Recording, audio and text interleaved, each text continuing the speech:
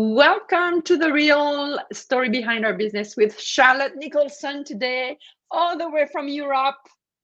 Thank you for coming and joining us. If you're new to this show is really meant for you watching. If you've been hesitant, sharing of who you are as a woman entrepreneur, sharing the story, how much of my personal story should I share to kind of promote my business? This is the show because you're going to hear Charlotte and the juicy stories she's going to share with us are the reason why she's such a gem as a woman entrepreneur. And this is why we do that show. Thank you, Charlotte, for being here. Tell us where you're talking to us from. So I'm in the Netherlands, in a little city down in the south called Breda. Awesome. So, Charlotte, before we start into the story, tell us what is your business and who do you serve? Absolutely. Yeah. So I am a transition acceleration coach. So anyone going through change absolutely knows how unsettling it can be. And I really help people get results and also find balance when it comes to any great change. So it can be a change of job, it can be a global change, so predominantly expats, or it can just be something simple in your life that's changing. But anything that sort of disrupts the general pattern is where I come in. Oh, it's right on point for the era that we are living in. Isn't it just? Yeah, I mean, COVID, I think we all experienced a lot of change then. Yeah, I love it. So if you don't know me, I'm Binet. I'm the founder of Social Media Love, and I speak to you from Canada. So we have, imagine a beautiful bridge going across the Atlantic. I love it. And if you are just starting sharing your story and you're not sure where to start, I have a guide. I always forget to talk about it. So now I talk about it at the beginning. I'm going to put the link around the video. It's a guide that's going to help you, give you prompts about what should I be talking about. And sometimes we're too busy to think about where we come from. What did we do? Who did we meet that changed our life and shape and form the services that we are offering to help other people to transform their life. And you're a transformer as well, Charlotte. So let's start with the beginning. What was the little Charlotte like when she was 7 and 10? What was the big things you were doing every day and that you now looking back, you feel that really shaped who you became? Yeah, so I'm one of four girls. I'm the eldest, and I always felt this strong sense of responsibility. And I think what I was doing at that age is, in the UK, there was a television program called Blue Peter. I'm not sure if you know it at all, but they used to always teach you how to make things. And so I used to be watching Blue Peter, collecting the loo rolls around the house. And then I would lay the kitchen table with all the crafting things that we needed. And I would teach my sisters whatever I'd seen on TV. So let's say I was an instructor or a teacher from a very, very early age. I love it. With a DIY thing, right? Like you were gathering. Arts and crafts and creative stuff made out of basically recycled stuff from home. But that's sort of, if I wasn't riding a horse, that was pretty much what I was doing. Do you still have that role with your sisters? To be the leader? I've lived abroad for 24 years. So I think number 2 and 3 have stepped more into that just because I haven't been around. But it's still very much a role in my coaching. Wow, so I went into corporate training. And so it's funny that something that I really enjoyed at home when I was tiny has come back into my life. And I remember at the age of 20, when I was trying to decide what I was going to do after uni, I did go and speak to different people who worked in training. And somehow I was put off. I don't know what they must have said to me, but I was put off. And it's just amazing that actually in my coaching now, it opened the door to get back into corporate training. And so I've ended back in a place that I could have probably started at the age of 20 had I continued down that path. That's interesting. Tell me more about that. What was before you decided to go back to your initial, what was the most burning desire before you starting to do your own practice? Oh, burning was event management because I absolutely love parties. So for me, it was the arranging them, the decorating, the planning. So think back to my arts and crafts. It's a little bit sort of the whole preparation side I absolutely love. So I studied hotel and restaurant management, and anything to do with customer service, care, events, planning, organization was my happy place. Okay. And I really started off there. And one of my first jobs was at Christie's. Christie's Mason and Wood. So it was a big auction house in London. And I was an administrator in the 19th century furniture department, which they sold me was in a way like running an event. It's not quite the same as running an event, but anyway, I signed up, and that was my first ever job. And it really led me into coaching in a very roundabout way. Are you happy for me to share that story? Yeah. Tell me more about that, because like I see Chris is like with the mallet, Exactly. sold. Yeah. Well, do you know that the part that I loved the most was being on the phones? So doing the phone side of the bidding, and I could do it in English and French. So you had people on the phone saying, yes, I want to pay 100,000 for that. So you're there saying, yeah, 100,000 here. And then you've got somebody with a counter offer. So that was really exciting. And that was probably the part of the job that I liked the most. How did you do that on the phone, Charlotte? Like you have multiple phones? No. So you're each assigned one client. Okay. And so one bid, and then... And you keep telling your client what's going on. Okay, there's been a... Okay. And so there's a whole line of us that are live in the room on the phones. And occasionally it can be people in the room that are on the phones, but they don't want to be known to be the person bidding. It's a very, very, very different world, but it was fun. You say different, but hey, listen to the picture. First, storytelling is about picture. And I don't know about you watching the replay here. Like I had all the pictures of that row of people with phones bidding, like amazing. But you know what it made me think of? Marketing. We are all coaches, like bidding, like promoting it's our beautiful services, and everybody's bidding on us, right? Who's gonna win? It's marketing. In a way, now there's so much competition out there. Absolutely. I know. It's just I had that comparison. I was seeing your row of people and bidding, and it looks like our world that so many coaches and consultants are coming in with their own stories and their own skills and competencies to be. I love it. Thank you for sharing this. So what happened? Like, what did it bring to you? Like the coaching in there? Well, yeah, that's the curious piece, Angelique, is that they had a wellness week for the staff, which actually they still do now. And this was like 25 years ago when I was there, maybe 20 years ago. And they brought in different people. So there was a reflexologist, a masseuse, a nutritionalist, and you could sign up to 15 minutes with any of them. So I signed up for reflexology. I had no idea what it was. I wanted to experience it. And sadly, it seemed like the rest of Christie's had signed up with reflexology. So they didn't have any space. And they said you can speak to a nutritionalist. Now, I don't eat any vegetables, so I clearly did not want to speak to a nutritionalist at all. I was there thinking, oh my goodness, no. I mean, how am I going to explain to them that I don't eat half of the good stuff? But actually, this nutritionalist changed my life, because I said to her, look, Kate, I'm not sure how much we're going to have to talk about because of my diet. And she goes, well, don't worry, I'm also a life coach. And I thought, oh, that's really curious, because the Christmas before, my mum had just given me my first ever coaching book by a lady called Fiona Harold.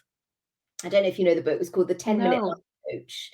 And I was absolutely gripped. So when Kate, who is this nutritionalist, told me she was a life coach, I started to know a little bit about her.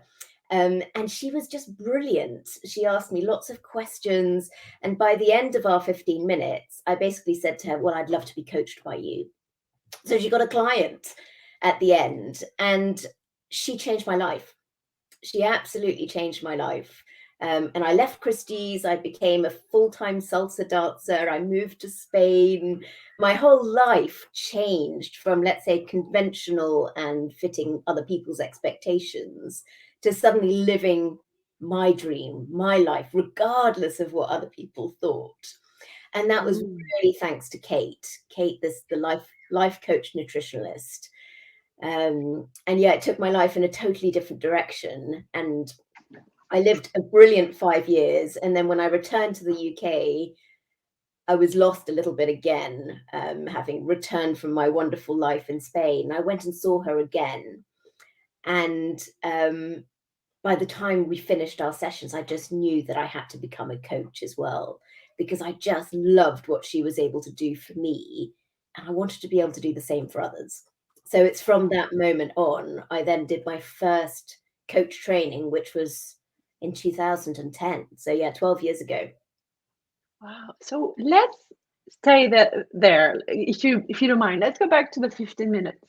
Yeah. Um, what what happened? Like, do you remember what you said or the thing that really triggered you? That like this is it? Do you know, I think it was the questions. The difference when you speak to somebody who's not a coach is they tend to have an agenda, even if it's a bit of a subconscious agenda. And very quickly, the conversation turns about them, even if it's not intentional. Oh, yes, that happened to me. And suddenly the conversation is no longer about you anymore. It's about their story and how what you've just said triggers a memory in them.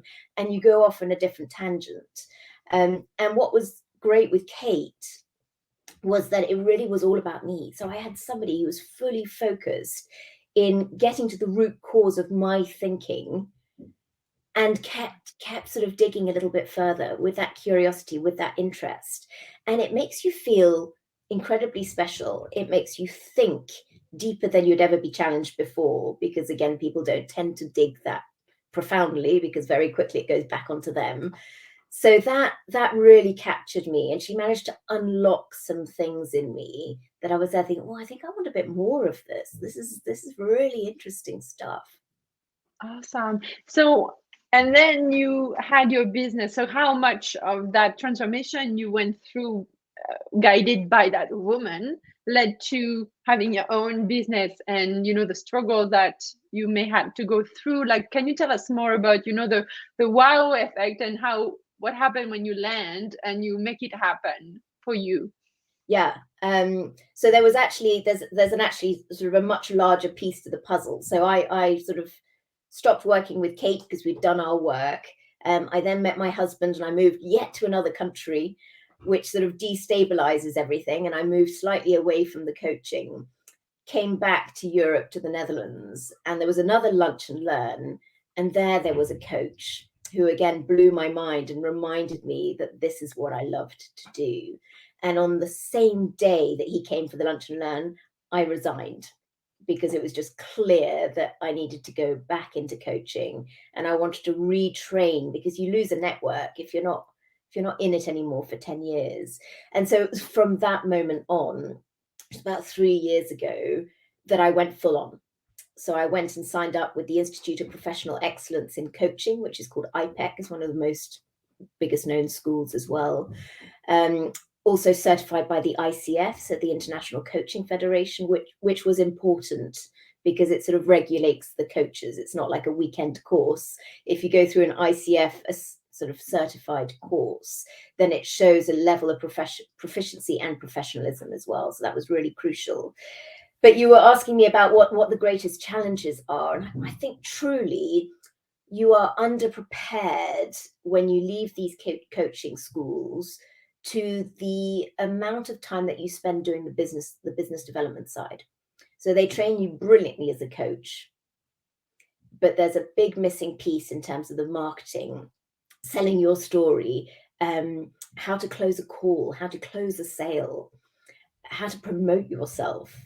Not easy. You're good at what you do, but it's, especially if you're British, you're not necessarily going to toot your horn saying, oh, I'm amazing, come to me. It's just culturally, it's not really done. And that's a big missing piece. And it was probably the most challenging part of starting a business. Interesting. So tell me more about, and that's what we go, British or not, we all go through this, right? When it's time to show up, and then realize that it's not about you, but it's about the people you help, right? But it it takes that bridge that you need to build. So tell me more about how, because you are a coach, you are surrounded by amazing coaches that seems to show up each time you need them in your life when you hit a new phase. So tell me, what was mindset wise, what did you have to learn or unlearn to become visible to your clients, the one who are looking for you, whether it's online or not, actually? Yeah, I think my biggest learning, and this is going to sound quite profound, but it really is the biggest learning, is that you are the solution to your problems. So you need to be the solution. And I think the other thing that I learned is that the way somebody else has grown their business, first of all, is not the only way. And secondly, might not work for you.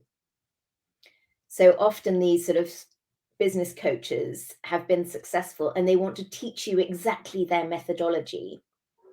But it might not work for you authentically, or it might not sit at all well with you, and you feel you failed.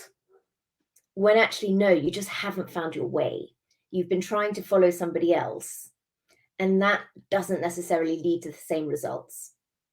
And that was a harsh learning. That was a harsh learning, to sort of not always rely on other people to know better what's important for you and what's authentic to you and what's going to attract the clients that you're looking for as well. Tell me more about when you say you are the problem and you are the solution. How does it shape in your business, for example? Yeah, How did you?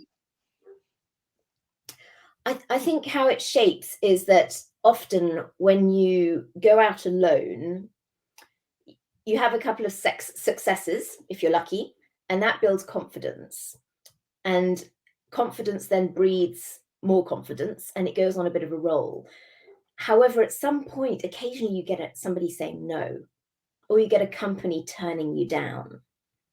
And that can really affect your morale. It can then start affecting your confidence. It can then make you less assertive to go and put yourself back out there for a possible next no. So it makes you start to doubt yourself. And that's when imposter syndrome comes in, and it becomes a bit of a vicious cycle. Now, what I learned is that you can't expect everyone to say yes. And often it's got nothing to do with you, especially if you work in corporate. Maybe they don't have a budget. Maybe they still haven't fully understood what coaching's all about. Maybe they have enough coaches. Who knows? But often we make it about ourselves. And actually, it's got nothing to do with us. I know. And so that was a really, really big learning, to not take things personally. That it's just a not now.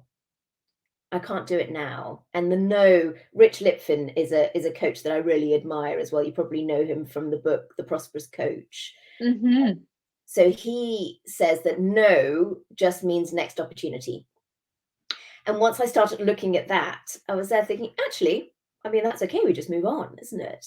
So hence why you have to be the solution to your own problem. So if you are creating this insecurity in yourself because you're taking these no's to mean something about you, not being good enough, not being salesy enough, not being able to pitch yourself, not being confident enough, nobody's able to change that easily in you until you start doing the work and start really digging into your thoughts, the beliefs behind your thoughts, and wanting to change. So hence why don't expect somebody else. It's very easy to sort of rate yourself through your successes that other people reflect back on you. But the reality is that maybe nobody's going to pat you on the back, but you need to be able to know that you're doing the best that you can. And that's good enough. You don't need the affirmation. That's tough. That is tough. I know, but you're saying so well. I hope everybody's taking notes, because this is the core of business. This is the core of marketing. That's what you just explained. When you stop making it mean something about you, because it's not easy. Of course, no. But the way you explain it is so interesting, and the inner work that it takes to be able to, to be able to say, whatever you think about me, I don't mind, because I know inside that I can help people, and this is why I'm here. Yeah. We're maybe not meant to work together. That's okay. Good luck. I love you. But yeah, oh my God, you were such a good teacher. Blue Peter. We need to thank Blue Peter for that. Age 7. This is really so true. So true. So for you, what was your I mean, when you hit those waves of uncertainty and doubt, how did you navigate that? What was your big thing? Where even sometimes you may go back there because it's kind of an ongoing life learning about, stop listening to our ego. Yeah. and move forward with our soul, right? So what's your technique or tactic? Not tactic, I don't like the word tactic, but what is your tool, your inner tool? Let me tell you, I'm still a work in progress. Absolutely a work in progress. I think the thing that's helped me the most, and I'm going to share somebody else's work, is Shazad Shamin. Works with positive intelligence. And so he talks about having two sides of your brain. You've got the saboteur side and you've got the sage side. So when you start doubting yourself, when you start criticizing yourself, when you start victimizing yourself, thinking, oh, of course they don't want me because I'm useless. Why would anyone want what I'm offering? So you start this narrative in your head. Those are your inner saboteurs. And what you need to do is master the technique of quietening them down. Now, they never go away. They're always there, that inner judge, that inner perfectionism. They're always there, but it's about noticing them and paying a little bit less attention and then redirecting your mind to things that are actually going to lead you to the results that you're wanting. So this really helps me enormously. So when the self-doubt comes in, I can then say to myself, oh, look, there's my inner judge. Oh, look, there's my controller again, wanting to take over the situation. And you do like a mini meditation. So it's called a PQ rep. And it's just about commanding your mind to come back to the present rather than trying to replay the past and making yourself feel guilty about it. So it's about constantly bringing yourself back. And that can be done really easily. It can literally just be done with a breathing technique. Can we do it? Can we do it together? Yes. Let's do it. Yeah, absolutely. I mean, if you just take what I love is box breathing. Okay, I'll follow you. So you breathe in for 4, you hold for 4, you breathe out for 4, you hold for 4. Okay. And you do it for 3 times, and suddenly you feel incredibly relaxed. Okay. And you're no longer spinning your wheels with, oh, I'm rubbish. No wonder they told me no. What is it about me? Whatever it is that you're saying to yourself that gets you sort of, in a way, in negative thinking, you stop that immediately. You say, oh, look, that's curious. My judge has come to town here. And then you breathe. Okay, you breathe let's and do come this. back to center. Do you close your eyes or not? What do you do? I like to do? Okay, let's close our eyes. I follow your voice. You're not distracted. I trust you. I follow you. So let's close our eyes then. Okay, so we breathe in for 4. And you hold for 4. Breathe out for 4. Hold for 4. And you just do it again. So you breathe in. You hold. You breathe out. You hold. And then one last time, you breathe in. You hold. You breathe out. You hold. How do you feel? It's yummy. It's like really literally yummy, right? It feels. It's not part of his technique, but he has other breathing exercises. But this one, I think, is really efficient because often we just breathe without paying attention, or we breathe quickly. I know when I'm stressed, I feel it all here. My chest seems to compress and my throat seems to totally tighten. And the only way to release that is actually sort of rolling your shoulders back and then doing box breathing. then you just remember. Thank you. Thank you so much. I want to share something with you, Charlotte, because I think it's you're number 2 with the podcast and the video, interviewing wonderful women like you, and we always go back to the inner work. We talk about business, visibility, marketing, and each of every one of us, women entrepreneur, always go back to what it takes inward to grow a business. And is that a thing with women, or is it, what do you think on that? Like, why is it always going back?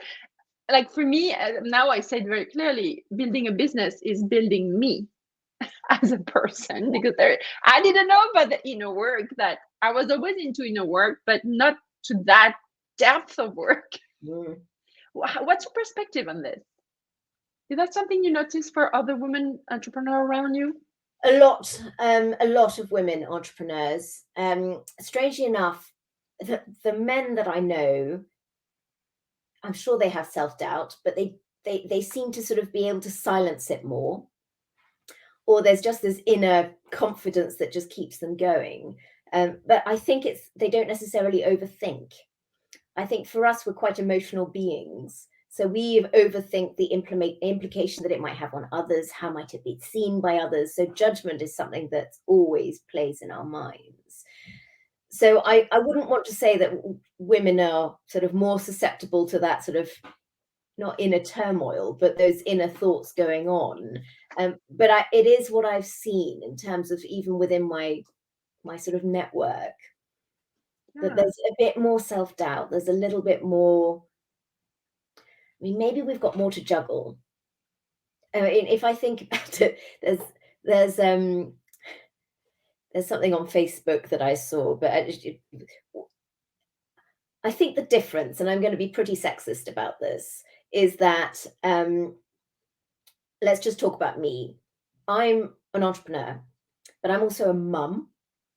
And, I take my kids to school every day. I work whilst they're at school. I then bring them home. I do the shopping, I do the cleaning, I do the laundry, I do the cooking. So there's a whole load that is happening, that is being juggled exactly at the same time, while trying to sort of be creative, being innovative, coming up with different ideas. And that requires a lot of mental energy, because you mustn't leave your children in the playground. You've got to remember to pick them up. You've got to remember that there needs to be food in the fridge. And at the same time, you need to come up with a product that you can offer to people that they actually really want. So I think no wonder we've got a lot that we've got going on in our heads. Whereas if I look at my father was an entrepreneur, he had the luck that his wife carried all of that. And he rocked up, dinner was on the table, kids were in their pajamas, he did the nice bit, the storytelling and the kiss before bed. And then he could be the husband at the end of the day, or work, or anything else. So there's a large part that was taken away.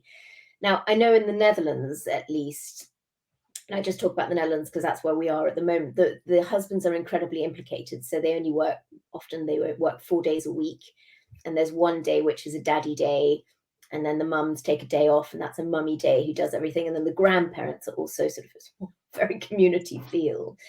But I do wonder whether that plays a little bit into it, Angelique, is that we are still trying to do so much, and trying not to let any balls drop and stay relatively sane. It's not easy at times. Thank you for sharing. I love that you make it very practical. This is a day in my life, and I love it. Thank you for sharing this, and thank you for being here. There's a lot of us that are needing to juggle all of that. Definitely. And can I just add something? I think what happens is that if you put too much focus in one area, so you put too much focus on the business, let's say you put 100% of yourself on the business, you don't have 100% to put everywhere else. So then your kids lose out. Either they're not getting much time with you, or you're not putting them to bed because you've got an 8 p.m. call with a client. And so it impacts other people. Mm-hmm. And that then makes you feel guilty, saying, oh my goodness, I'm not a good mom, or my goodness, I really need to give more time to my children, but how do I find time for my business? And that's when your brain starts going in overdrive. And your judge is playing in, so those inner saboteurs. And once they take over, then the self-doubt comes in. And then asking for help is a big deal for us. You know, that's something I've been working on, asking for help. Yeah. But it's not like it's a new habit. It's a new paradigm, right? It is. There's something that I've recently learnt, and you're going to say, why have you only just learnt this now? But actually, I think I just misunderstood the difference between endurance and resilience. Okay. Interesting. So, yeah, this is really, really interesting, because I would have said that actually, you know, I'm probably quite good at both. I would have said so. But actually, there's a huge difference. So endurance means that you're giving it all. You have a race of 10 miles. You put 150% of yourself in it. By the end of the race, you should have nothing left in you because you've given it all. If you've still got enough, another 5 miles that you could still run, then you haven't given it all. But what happens at the end of that race is you are exhausted and you're good to nobody because you've literally emptied everything you've got. Resilience, and this is where it's a crucial learning for me, is knowing what you're capable of, knowing when 80% is good enough, knowing when you need to take a rest so that you can then turn up the dial afterwards. So it's really about balance. And I really confused the two of them, especially, let's say, at the beginning of COVID. I was burning the candle at 2 or 3 different ends, even if there were 3 ends, all of them were burning. And I was absolutely exhausted because there was nothing else. And resilience is about taking breaks. It's about resting. It's about asking for help. And it's not seen as weakness. But if you drain your battery so much, then it's going to take a while for that battery to rebuild itself up. Whereas each time your battery drains a little bit, you notice it because you know what the triggers are in your body, maybe. You then say, oh, I think I've lost you. No, I'm here. You're still here. I don't see you. Yeah. I'm here. I'm here. But I think what's important is that when that battery's totally drained, it takes much longer to get up and running. Whereas if you're able to sort of, the battery drains a little bit, you're there thinking, oh, I'm feeling a bit tired, I'm going to take a rest, or I'm going to take, I'm going to take a walk. Then you're able to recharge your battery, and then you've got more to give to other people, and you never get to that point of total exhaustion where it takes you longer to get back up and running. I love these examples you give. I'm taking note myself. Yeah. And so how do you apply that to, do you like the 80, like, do you have like I like to share, if you don't mind, maybe daily habits you have or things you put in place that are non-negotiable? Yeah, the non-negotiable is it's a walk. So it's the walk, and it's the PQ reps. So the positive intelligence, sort of basically mindfulness breaks. But if I don't take a walk before I start work, then I literally don't have a commute. Like a lot of us, if we work from home, we drop our kids, we come straight home, and then our life starts. Often we find that we work through lunch and you never take a break. So I now walk first thing in the morning. I walk at lunchtime, and I try and walk before I pick up the kids, so that there's that moment of switch off. And I keep challenging myself to do those 10,000 steps that have been highly recommended. It's actually really hard to do 10,000 steps when you work full time and you're a mum the rest of the time, and there is still a wife part as well. But my ambition is just to be mindful of that and the difference that it makes. And most of my creativity and my ideas comes when I'm walking, because you're out of the mayhem of the house or of your office space. You can't get on with your to-do list because it's not there with you. So I find creativity and innovation really comes from those moments of calm. Wow, thank you so much for sharing this. So you're so wise, and it's easy things. I mean, not easy, simple things we can do. Nobody can say that it requires money or anything. Just make it happen. And that's where. What I love is that it doesn't need to be long. So you can, if you've only got 2 minutes, then go outside, walk up the street and back again. You've got 2 minutes. And if you've got 20 minutes, great, walk around the block. If you've got half an hour, go to the woods. So I think what I used to always have an excuse is I don't have the time. Well, you do. That's a mindset thing. That's a mindset thing. Now, you might not have the time for a 2-hour walk. That's fine. But you still have the time to go outside your house and take a breath of fresh air outside and then come back in and work. Yeah. And once you started this, so you asked me about habits. I think one of my greatest learnings is that I used to always wait for motivation to hit before doing anything. You can wait an awfully long time, because actually what happens is that action precedes motivation. So you need to start something. And once you've got that ball rolling, that momentum rolling, then motivation kicks in. So I've got a massive job. I've got to empty my attic. Nobody wants to do that. I mean, it's so overwhelming if you've not unpacked stuff for an awfully long time. And so it seems, monumentous as a task. So you put it off and you become basically a professional procrastinator. Whereas if you say to yourself, I'm going to do 10 minutes, and you set the alarm for 10 minutes. Now, 10 minutes is possible. You don't need a huge amount of motivation to do 10 minutes. So you say, I'm going to do 1 box. And what's incredible is that, you start doing it. The alarm goes off after 10 minutes, and then you can ask, do I want to continue? And I'd imagine 90% of the time, maybe even more, you will continue because the momentum is going. And so that's been really key in my business as well. Don't wait for motivation, because you could be waiting your lifetime. Take action, even if it's minuscule action, just to get that ball rolling, and then see how you feel. Maybe you want to continue, and maybe you want to do something totally different, and that's okay. That's totally okay. I love it. Thank you for mixing all the examples from personal to business, because it's all intertwined, right? I love it. Thank you so much.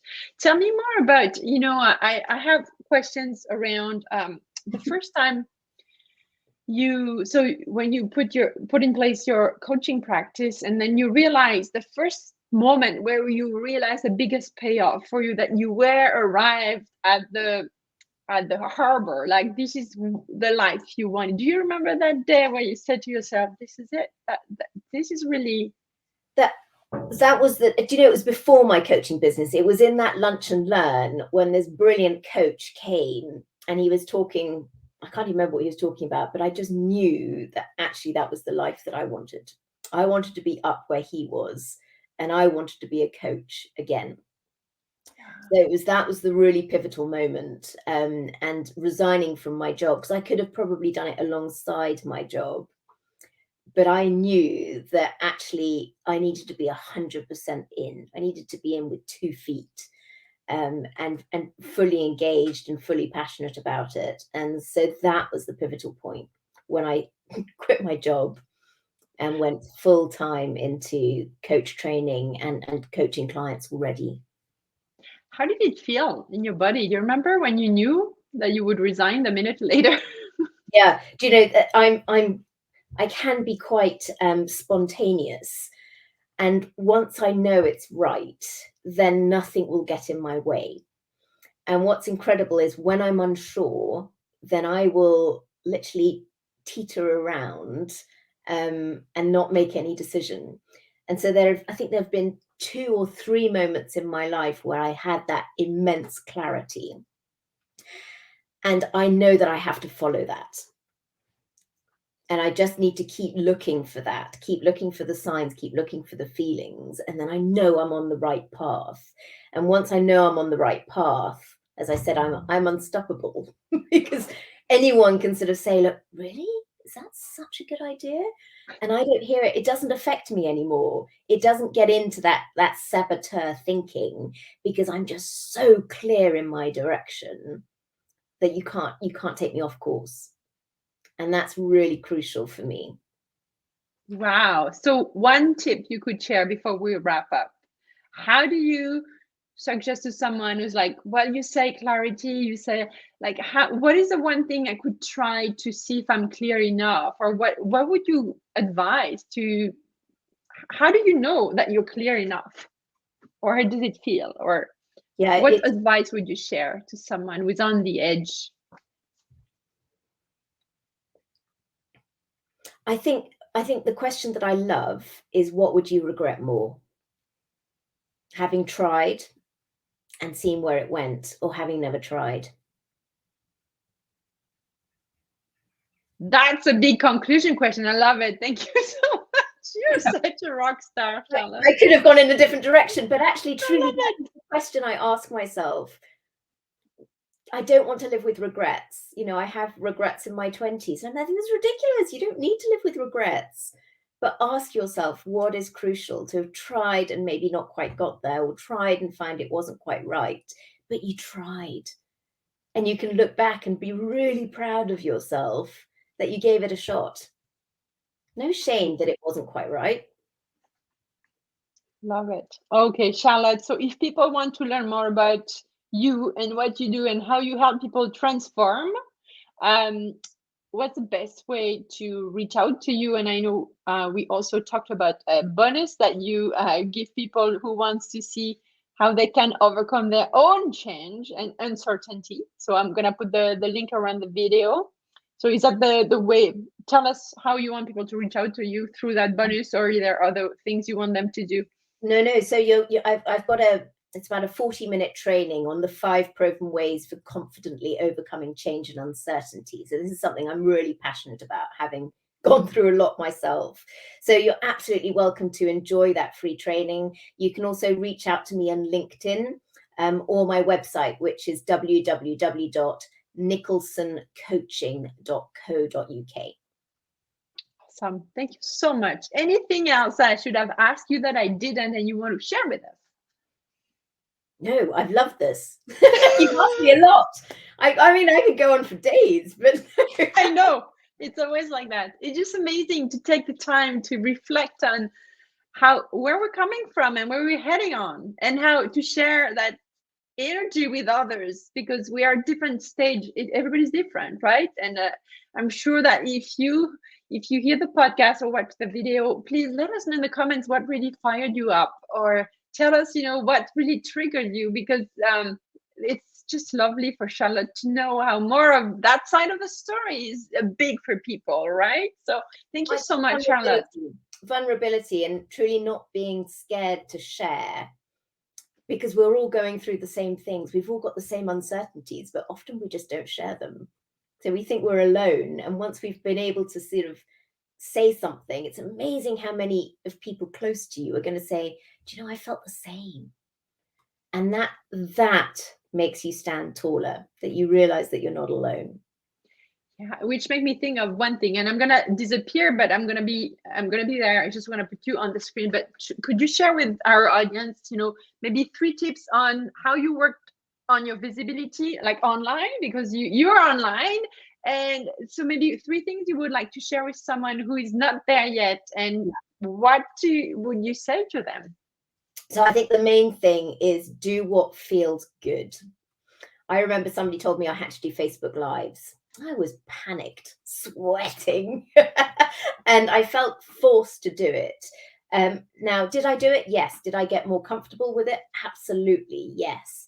But I think greatest tip is really do things where you shine. So Facebook Lives, in the end, I stopped doing. I did them for a year and I stopped. But where I feel I shine is in corporate trainings and in trainings. I get really excited about that. And I feel comfortable because I prepared my material. I know what I'm going to say. And I love bringing people in as well. So my visibility is on LinkedIn. So on social media, I post Mondays to Fridays. That makes a big difference. I do corporate trainings and the recommendations. I also post on social media, and I can also run Facebook and LinkedIn events. So that's where I can bring trainings in. But I wish somebody had told me 3 years ago, if you're not comfortable doing Facebook Lives, if you're not comfortable doing trainings, then don't do them. find a different avenue, find a different route. Maybe you're brilliant at writing. Write to people's pain points, write to what you can do to help them. But that's really my biggest learning is follow your path and check in with yourself, whether you're doing it for you or whether you're doing it because somebody told you that that's what you needed to do, and whether that sits well with you or not.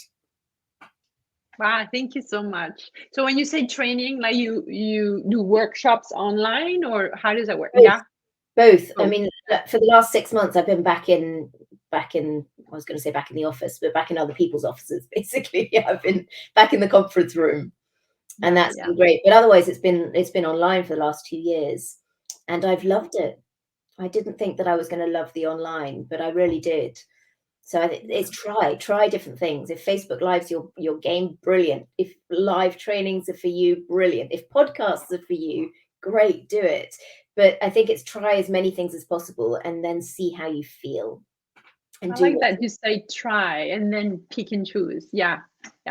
Because it does take confidence, because I can tell you the first Facebook Live, as I said, I was sweating. I was thinking, and then it gets easier. But it's about whether you want to keep trying to make it easier or whether you just want to try a different route. Yeah, thank you. Thank you for all the wisdom, and thank you to all of you watching and listening. And please take action. Even if you apply 1% of everything Charlotte said, I think it's gonna make a big difference, because you're so open on, how much the inner work matters in everything we do for our businesses, whether it's, content creation or even product creation, anything we offer the world, right? The energy we put out there. Thank you so much. Okay, so see you soon. And thank you, Charlotte, from the bottom of my heart.